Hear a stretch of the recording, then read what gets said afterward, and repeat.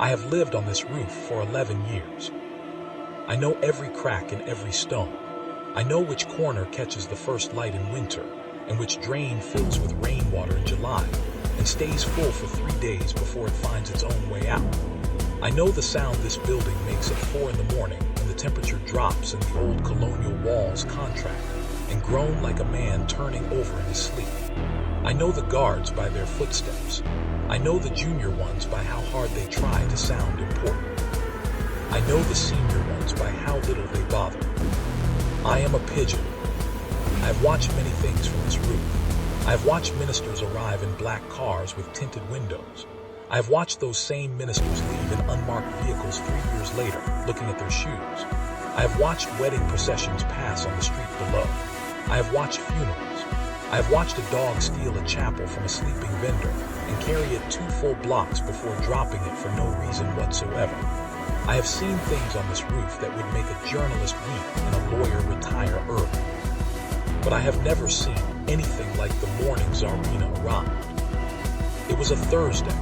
I remember because Thursdays are when the young guard named Hamid brings his lunch in a blue tiffin carrier and always spills the gravy on his left boot and spends the next 20 minutes trying to wipe it off with the side of his shoe against the ground, which never works and always makes it worse. It was that kind of ordinary Thursday morning. The sun was barely up.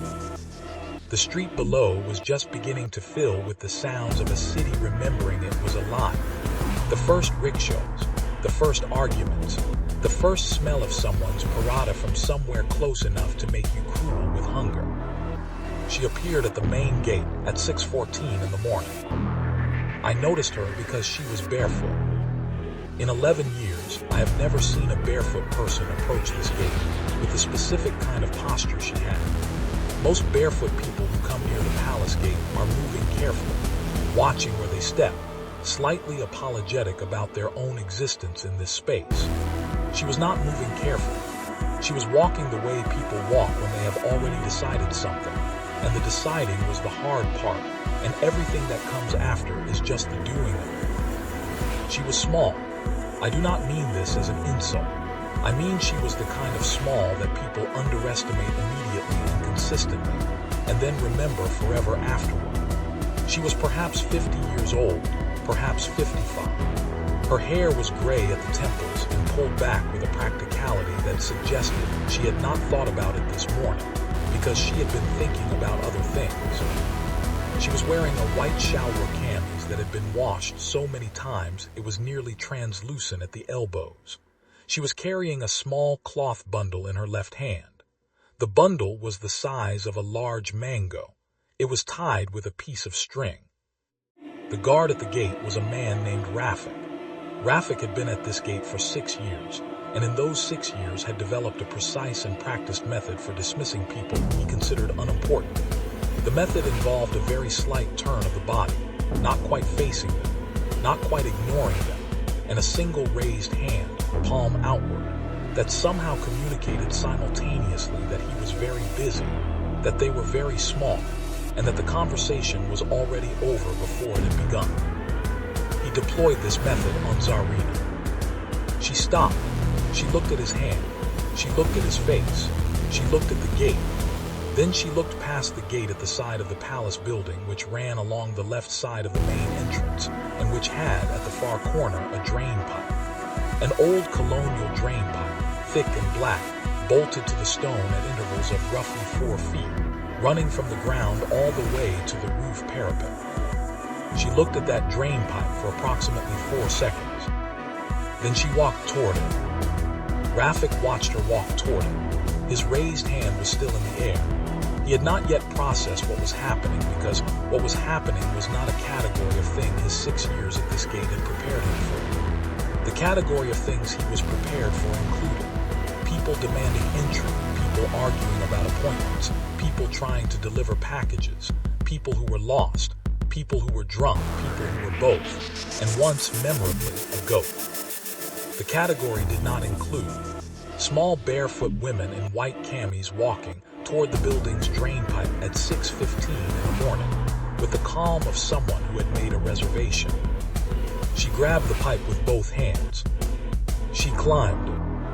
I watched from the parapet above. I will tell you what I saw. She was not a young woman, and she was not a trained athlete, and the pipe was old, and the stone was cold, and there was a point around the second floor where she stopped for perhaps 10 seconds, her forehead resting against the stone, breathing. And I thought, watching her, that this was the moment she would decide it was too much, the moment the body would overrule the decision. She kept climbing. She reached the roof at 6:22 in the morning. 8 minutes.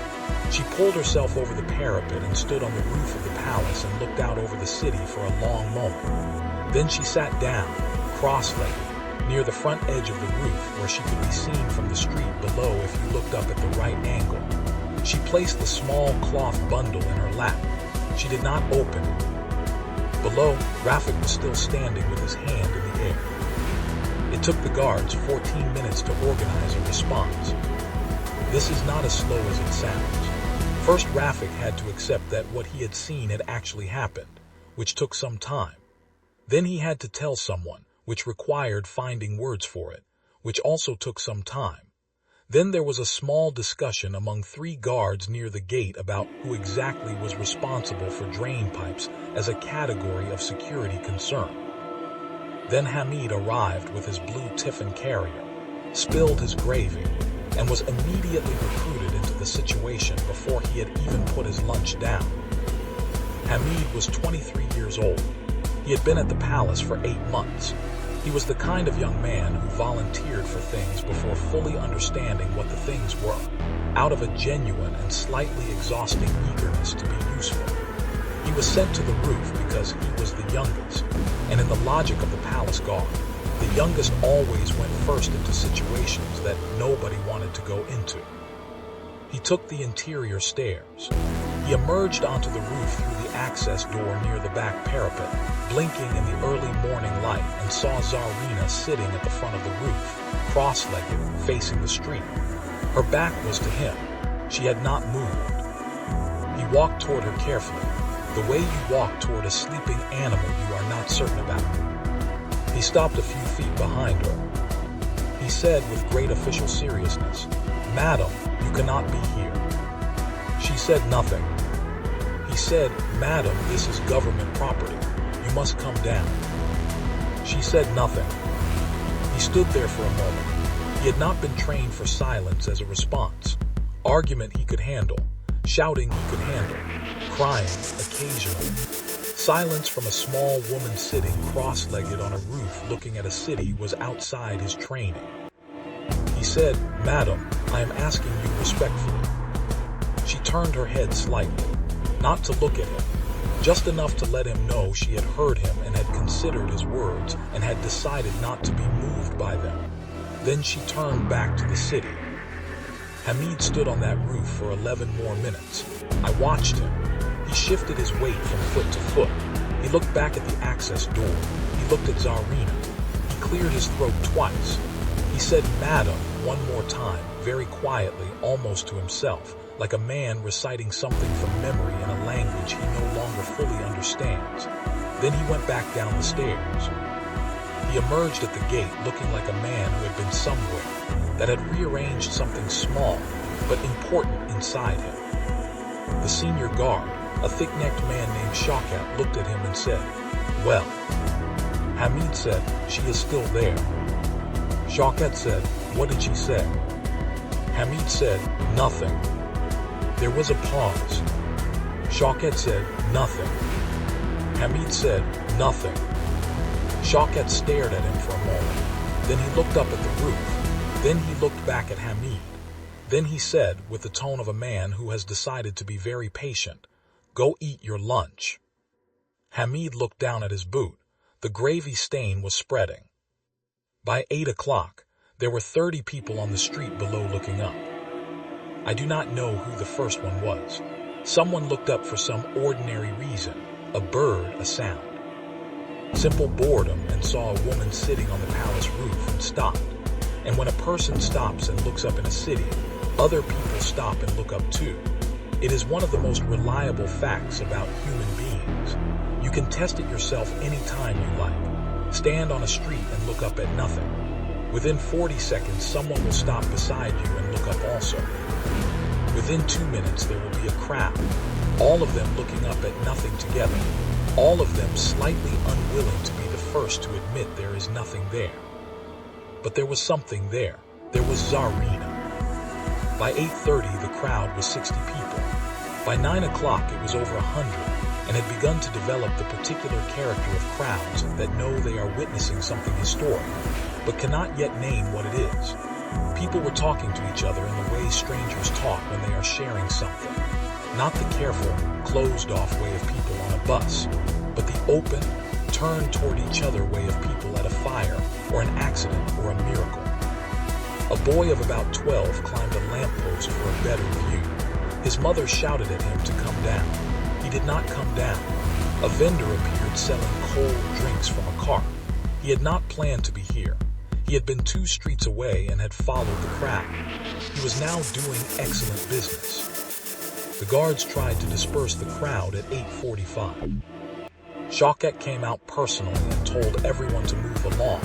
There was nothing to see. This was government property. The area needed to be cleared. He had the voice of a man who was used to being obeyed.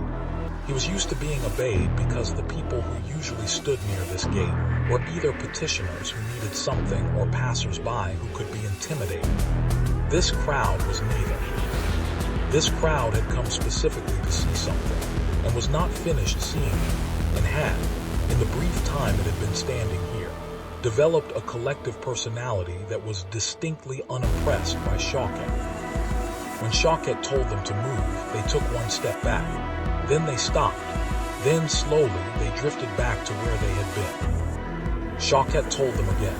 They moved again. They came back again. It was like pushing water.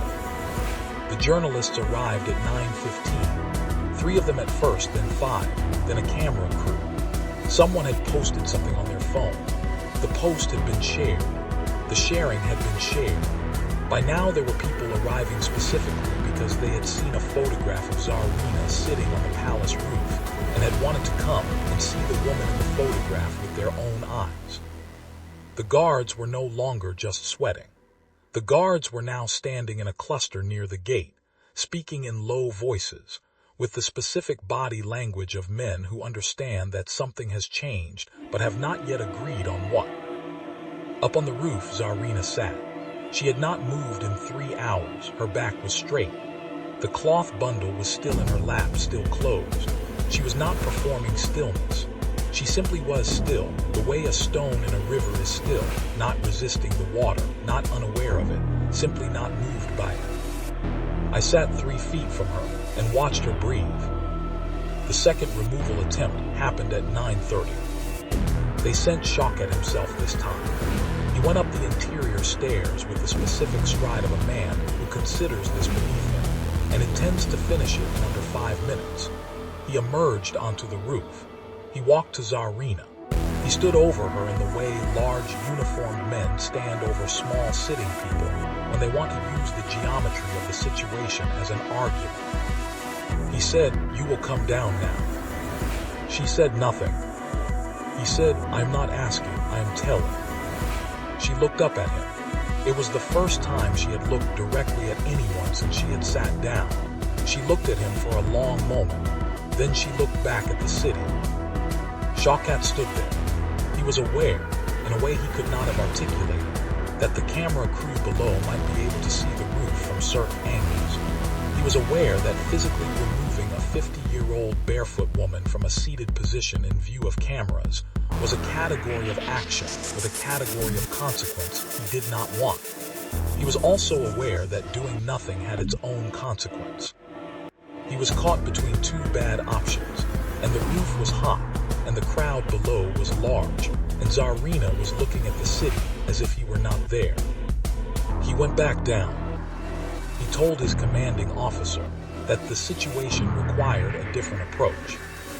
The 3rd attempt was made by a man named Major Tara, who arrived in a pressed uniform and carried himself with the air of someone who has handled difficult situations on 3 continents. He went up the stairs. He sat down on the parapet wall near Czarina, not standing over her, which showed a certain intelligence. He spoke to her quietly. He He used a calm voice. He used the words respect and dignity and proper channels. He was on the roof for 22 minutes. He came down alone. When asked what had happened, he said she had listened to everything he said. When asked what she had said in response, he was quiet for a moment. Then he said, "She asked me one question." When asked what the question was, he straightened his collar and said it was not relevant and walked to his car and sat in it for a while. The crowd below, which could not hear any of this but could see the parade of men going up and coming down alone, was now laughing, not cruelly. The way people laugh when they watch a cat try to catch something it cannot catch, with a kind of delighted disbelief that the thing keeps happening. The fourth attempt was a delegation. 3 officers going up together, united in their authority and their pressed uniforms and their collective belief that 3 of them would accomplish what one could not. They were on the roof for 8 minutes. They came down in a silence so thorough it had texture. The crowd cheered. The guards did not acknowledge the cheer. They stood near the gate in a tight cluster and did not look at each other and did not look at the crowd and did not look at the roof. I watched all of this from my usual spot on the parapet. I have watched many things from this roof. I have watched powerful men do powerful things, but I had not watched anything quite like this. The slow, systematic, entirely non-violent dismantling of an institution's confidence, accomplished by a single small woman sitting cross-legged and saying almost nothing. It was, I thought, the most efficient thing I had ever seen. At 11 o'clock, the general came out. I knew it was serious because they had brought the general out. In 11 years, I had seen the general come outside the palace perhaps 4 times. He was a tall man, broad, with the kind of gray mustache that carries its own authority. He wore his uniform the way a building wears its architecture, not as a choice, but as a fact of its construction. He did not look at the crowd when he came out. He looked at the roof. He looked at Tsarina for a long time from the ground. Then he looked at the guards clustered near the gate. His look communicated several things simultaneously, none of them warm. Then he went back inside. And then, after a pause of perhaps 10 minutes, he appeared on the roof. He had come up the interior stairs. Of course he had. He was the general. He walked to Tsarina with the measured pace of a man who intends to demonstrate that he is not hurrying, that he is choosing this speed, that the speed itself is a statement. He stopped before her. He clasped his hands behind his back. He said, "I know why you are here." This was, as far as I could tell, not true, but it was said with such conviction that, for a moment, even I believed him. Tsarina looked up at him, the same look she had given Shawkat, patient, unafraid, slightly analytical, as if she were looking at a weather pattern and calculating what it would do next. She said very quietly, "Then you know what I need." The general said, "What you are doing is illegal." She said, "Then arrest me." The general said nothing. She said, "I am sitting. If sitting on a government roof is a crime, then arrest me. Put handcuffs on a 53-year-old woman in front of those cameras and walk her down to the street. Do it." The general stood very still. She said, "Or sit down and talk to me like a human being." There was a long pause. I watched the general. I watched something move across his face that I could not name exactly. It was not anger. It was not embarrassment. It was something older and more complicated than either of those things. It was the look of a man who has spent a very long time being the largest person in every room and has just met a room where that is not enough. He did not sit down, but he also did not arrest her. He stood there for 63 seconds, I counted. I had nothing else to do. And then he said something to her very quietly that I could not hear because a truck passed below at exactly that moment, which is the kind of thing that happens when you are a pigeon trying to follow a historic conversation. Then he walked back to the access door. At the doorway he stopped. He turned back and looked at her one more time. She had already returned her gaze to the city. He went down the stairs. He emerged at the front of the palace and walked back inside without speaking to anyone. His hat, I noticed, was not perfectly straight. It was perhaps 2 degrees off center. In 11 years, I had never seen the general's hat at anything other than a perfect right angle to the world. 2 degrees is not much, but the crowd noticed. I could tell because the laughter that had been constant and warm and slightly chaotic suddenly organized itself into something quieter and more known. 2 degrees. The crowd understood 2 degrees. At 11:27, Zarina stood up. It was the first time she had stood since she sat down at 6:22 in the morning. 5 hours and 5 minutes. The crowd below went instantly silent. Not the performed silence of people being quiet on purpose. The involuntary silence of people who have forgotten to breathe. She stood at the edge of the roof, not dangerously close, but close enough that every person below could see her face clearly and she could see theirs. She was small from down there, I imagine. Small against the wide stone face of the colonial palace. Small against the sky, which had gone from the gray pink of early morning to the hard white of late morning to the soft, settling blue of the hour before noon. She looked down at the crowd for a long moment. She reached into the cloth bundle. The crowd held its breath. For 5 hours they had watched her hold that bundle, and now she was opening it, and not one of the 160 people standing below. I had counted. I count things. I am a pigeon with a great deal of time. Not one of them could have told you what they expected to be inside it. She pulled out a photograph. A single photograph printed on plain paper, slightly creased from being inside the bundle. She held it up so the crowd could see it.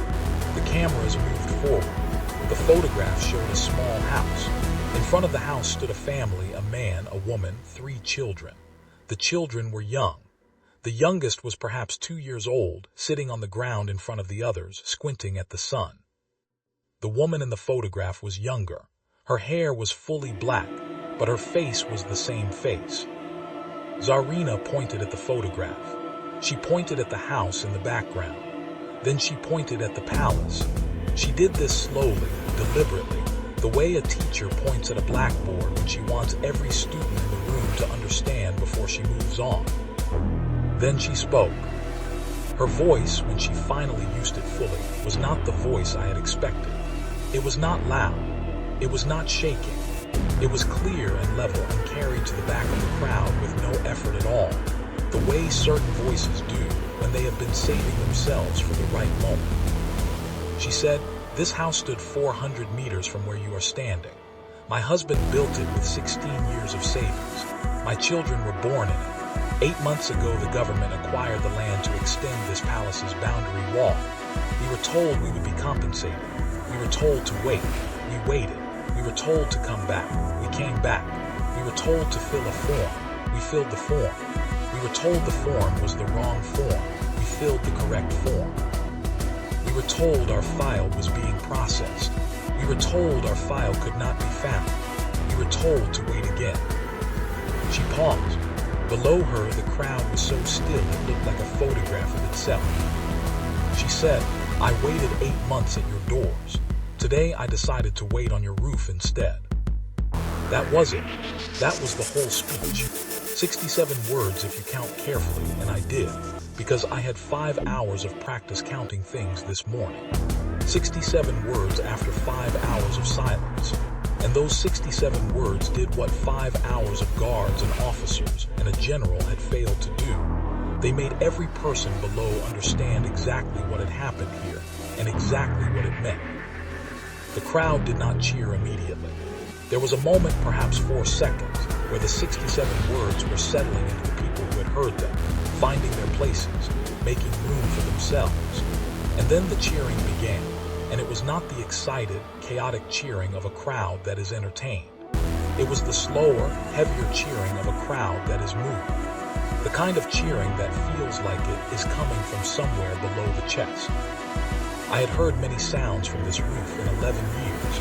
This sound I had not heard before. She climbed down the same drain pipe. I want you to understand this clearly because I think it matters.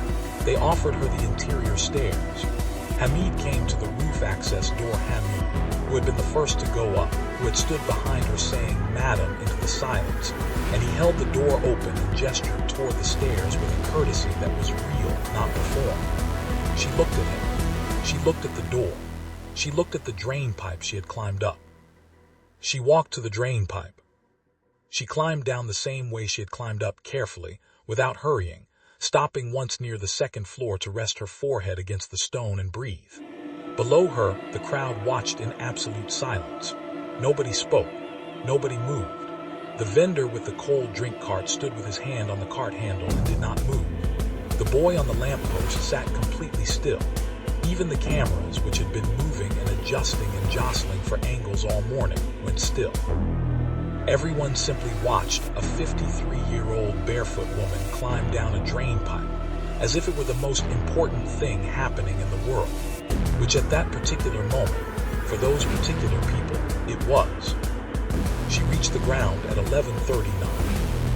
Her feet touched the street, the bare feet that had walked to this gate at 6:14 in the morning, that had gripped a cold drain pipe for 8 minutes in the early morning cold, that had stood on colonial stone for 5 hours.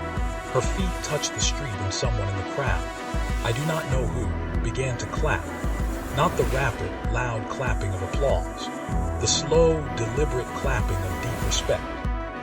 And then the person next to them began, and the person next to them, until the whole crowd was clapping in that slow rhythm, one beat at a time, the way you clap for something that deserves more than noise. The guards were lined on either side of the path from the building to the street. They had not planned to line up. It had happened the way things happen when a situation has its own gravity. They had simply ended up there on either side in two rough lines, and none of them moved to stop her, and none of them spoke. Rafik was there, the man who had raised his hand at her 6:14 in the morning. He was not raising his hand now. His hand was at his side. He was looking at the ground. Shaukat was there. Major Tariq was there. The 3 officers who had gone up together were there. She walked between them. She did not look at any of them, not with anger and not with triumph and not with forgiveness and not with contempt. She simply walked through them the way you walk through a space that is open, because it was open, because they had made it open, because every attempt to close it had failed so completely and so publicly that closing it again was no longer available to them as an option. She reached the edge of the crowd. The crowd opened for her. She walked through it. People touched her arm as she passed, lightly, briefly, the way people touch something they want to remember touching. She did not stop. She did not turn back. She walked to the corner of the street and turned and was gone. The crowd stood for a while after she left, not because there was anything left to see, but because leaving felt wrong, felt like too sudden an end to something that had taken all morning to build. The boy came down from the lamppost. The vendor sold the last of his cold drinks. The cameras were still recording, but the journalists were already on their phones, already talking, already trying to put words to something that had been, essentially, wordless. Hamid went back inside. He picked up his blue tiffin carrier from where he had left it near the gate. The gravy on his boot had dried completely. He looked at it for a moment. Then he went in. The palace never issued an official statement. Not that day, not the following day, not the day after that, in the weeks that followed. Various officials would refer obliquely to the incident as an unauthorized access situation that had been resolved in accordance with standard protocols. The phrase standard protocols would become briefly famous on the internet for its heroic inaccuracy. Nobody believed it. Nobody was meant to believe it. It was the kind of statement that exists not to explain, but to mark the official boundary of what will not be explained. I know what actually happened. Not everything. I am a pigeon. I miss things. I am sometimes distracted by bread, but enough. I know that 3 days after Zarina climbed down that drain pipe, a man from the Land Acquisition Office appeared at the address listed on her file. I know this because I followed him, which is something I do when I am curious and the morning is good for flying. I know he had a folder. I know there was a meeting.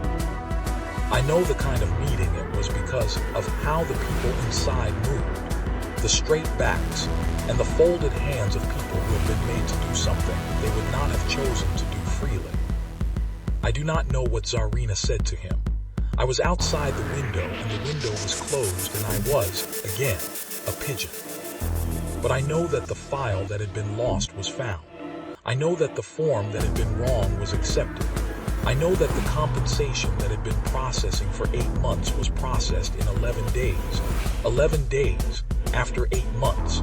The math of that is not complicated. The math of that says the system was not broken. The system was choosing. And a 53-year-old barefoot woman had climbed a drain pipe and sat on a roof for 5 hours, and in doing so had changed what the system chose. I am still on this roof. I will be here tomorrow morning when the guards change shift and Hamid arrives with his blue tiffin carrier and spills his gravy and spends 20 minutes failing to wipe it off with the side of his shoe. I will be here when the ministers come and go in their black cars. I will be here through the July rains when the drain fills and finds its own way out 3 days later. But something is different now. The roof is the same roof. The stone is the same stone. The city below is the same city, same noise, same smell, same arguments, same first rickshaws in the morning, same someone's parada making you cool with hunger from 2 streets away. But the drain pipe is different now. The drain pipe is the same drain pipe, same iron, same black paint, same bolts at 4-foot intervals, but it is different because of what it was used for on a Thursday morning in the month of May, and things that are used for something important are always slightly different afterward, even if they look the same. Even a pigeon knows this. I sit near the drain pipe more than I used to. I'm not sure why. Perhaps it is simply habit. Perhaps it is that the spot catches good light in the morning. Perhaps it is something else, something that a pigeon is not supposed to feel but feels anyway because 11 years on one roof will do things to you that you did not plan for and cannot fully explain. The powerful fear, nothing more than someone who refuses to be afraid of them. Zarina knew this. She had known it, I think, for a long time. She had simply been waiting for the right roof.